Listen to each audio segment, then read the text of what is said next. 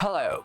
Today I will show you how to use Dynamic Island with Dynamic Spot app on VIVO V50.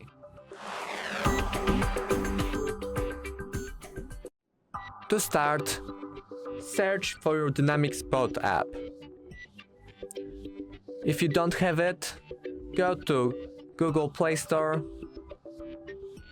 and search for Dynamic Island, and that's the app. Now choose General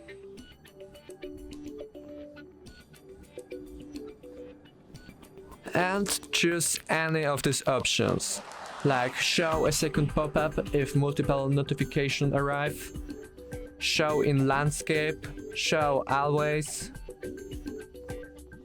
That's all. Thank you for watching. Make sure to subscribe.